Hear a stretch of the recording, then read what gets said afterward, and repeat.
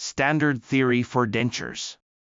I am Sotokawa, a dentist practicing in Morioka City, Japan. This topic covers the preparation of abutment teeth. Contents. 1. What is the preparation of an abutment teeth? 2. What is a guiding plane? 3. Shape of a guiding plane. 4. Preparation of a guiding plane. 5. Preparation of survey line modification. 6. Preparation of a rest seat. 7. Reduction of teeth contours by restoration. 8. Drawing of a survey line in wax pattern. 9. Reduction of a guiding plane of wax pattern. 10. Reduction of a rest seat with wax pattern. 11. What is a ledge? 12. Reduction of ledges. 13. Final adjustment of restoration.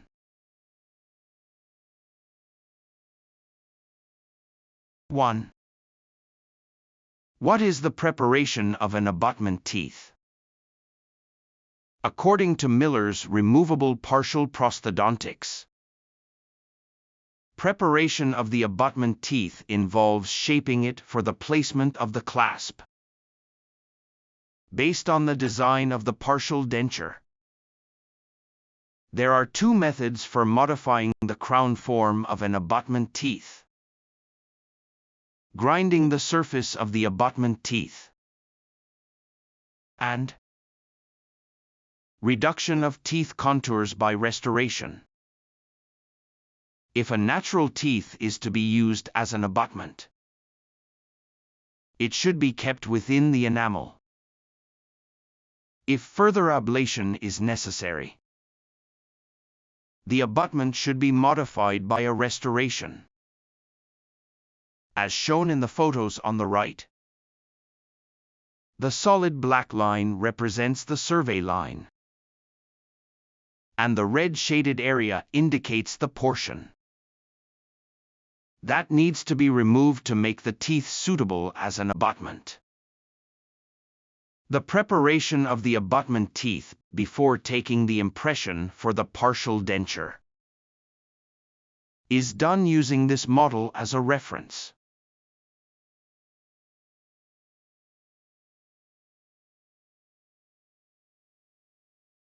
Two.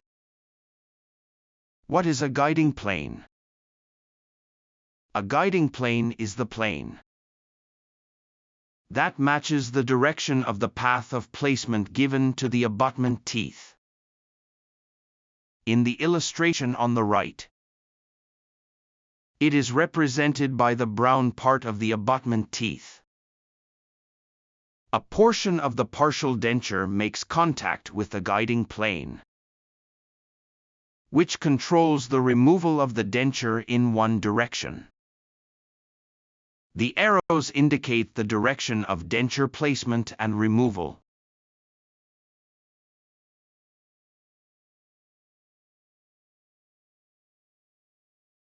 Three.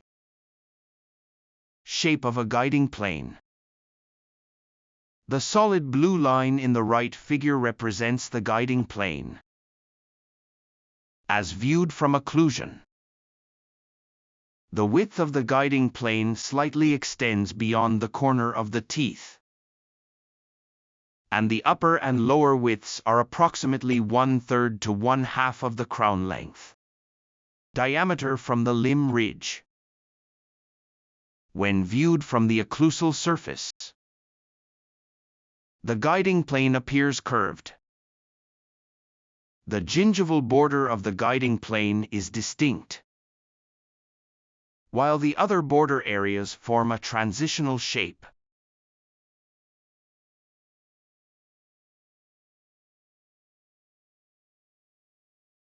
Four. Preparation of a guiding plane. Guiding planes are formed using tapered turbine diamond bars, engine carborundum points, or turbine white stones. Ideally, The guiding planes should match the direction of the path of placement. But it is difficult to perfectly match the path of placement. Therefore, forming them with a slight taper will minimize mistakes. The area around the corner of the guiding plane. Green area in the illustration is where undercuts are most likely to remain. This undercut area is an obstacle to proper clasp design. So the teeth surface should be ground to avoid leaving undercuts.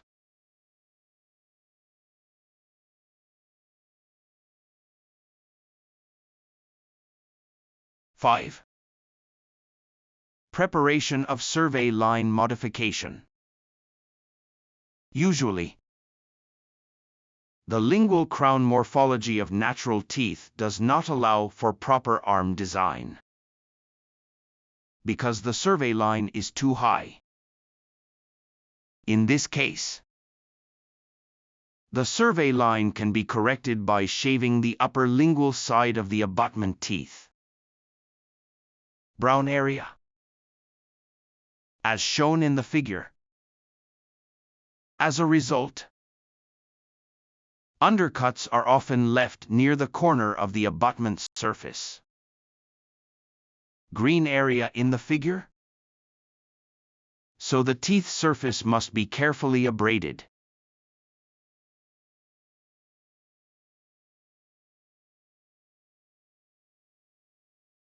Six. Preparation of a rest seat. The rest seat. Brown area in the figure should be convex in shape with a smooth curve that protrudes towards the center of the occlusal surface. When viewed from the occlusal aspect, the width of the rest seat should be half the distance between the buccolingual cusps of the bicuspids, and slightly less than this ratio for the molars. The position of the rest seat should align with the center of the missing alveolar crest. The transition to the adjacent surface should be outwardly opening. The base of the rest seat should be deeper towards the center of the occlusal surface when viewed buccally, and the transition to the adjacent surface should also be outwardly open.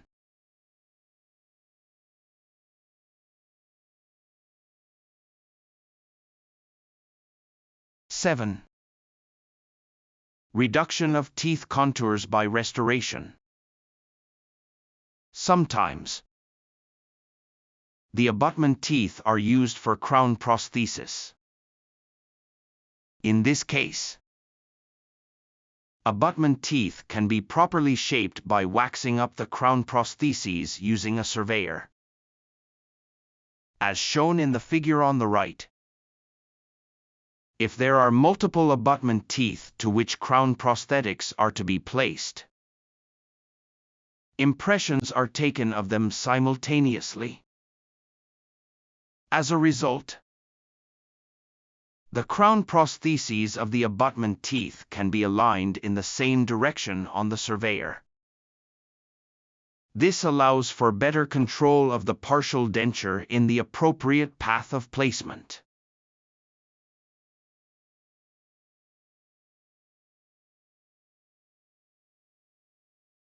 Eight. Drawing of a survey line in wax pattern. After completing the wax-up of all cast crowns, as usual, apply Sick-Carroll baby powder to the surface of the wax pattern with a small brush. Attach a measuring rod to the surveyor and trace it over the surface of the wax pattern to draw a survey line. Correct the wax pattern until the proper survey lines are drawn.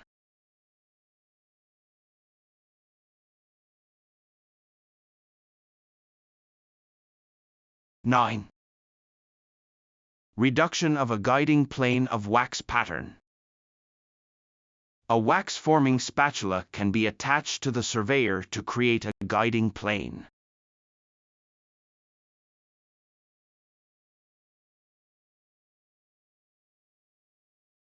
(10) Reduction of a rest seat with wax pattern. The rest seat can be formed by applying a lightly warmed round bar to the marginal ridges of the wax pattern while rotating it in reverse.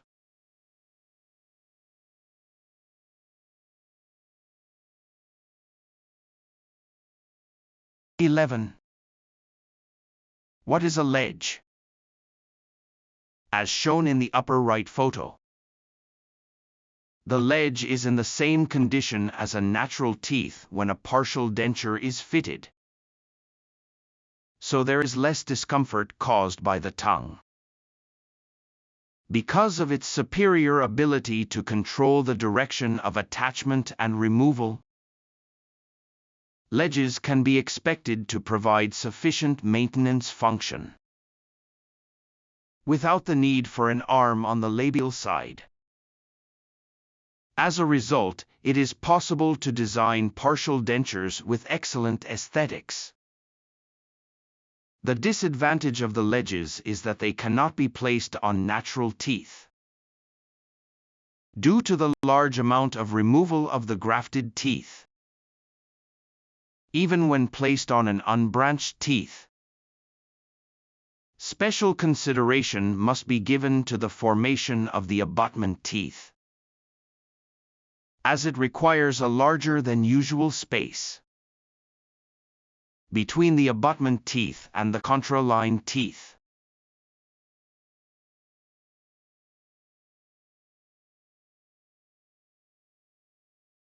(12) Reduction of ledges. Ledges can be formed by attaching a wax-forming spatula to the holder and using a surveyor, as shown in the upper right figure. The ledge forms a groove across the entire tongue side, as shown in the bottom right figure. The walls of the ledge should be formed so that they are aligned with the direction of attachment, and the bottom should be perpendicular to the walls.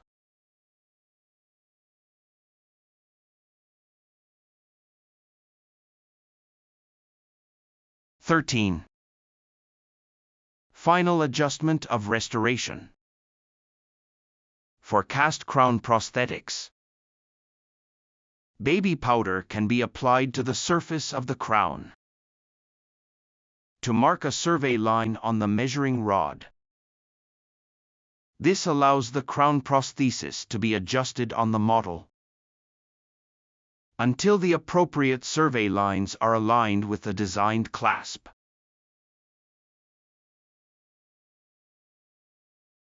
Standard theory for dentures.